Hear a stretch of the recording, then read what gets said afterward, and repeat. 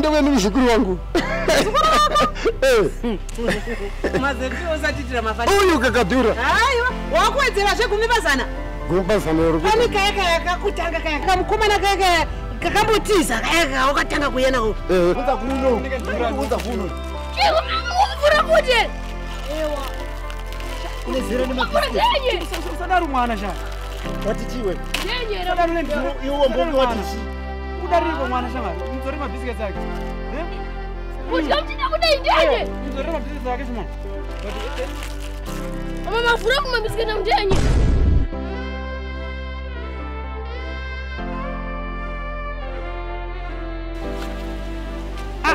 Mabondi ya. Kupaka ni chiko. Ade madomasi. Uthenga madomasi. Aba ngoma mathenga masayi. Nasi na masayi futhi nezuro takajula. Hey, wandukuya ni mazondo. All right. Ini ndikudzoka manje mina ndiburo bachira wandidzika. Pajira pangu. Papa, pajira. Mani wali mashwere.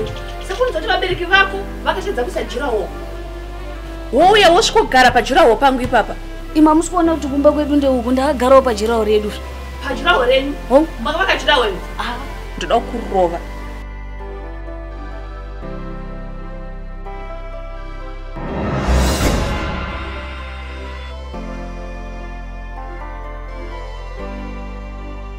Avambuya. Ndabuya navo. Njova nemwana uya akakudura imi. Saka miambuya mimi ndi muno wako yakozo ndidurota msika wangu pana. Kwete. Padara.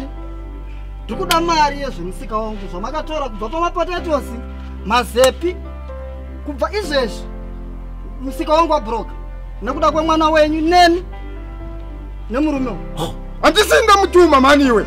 Taura mutuma kupi kwe? Ngoma tiende kumberi, bakosara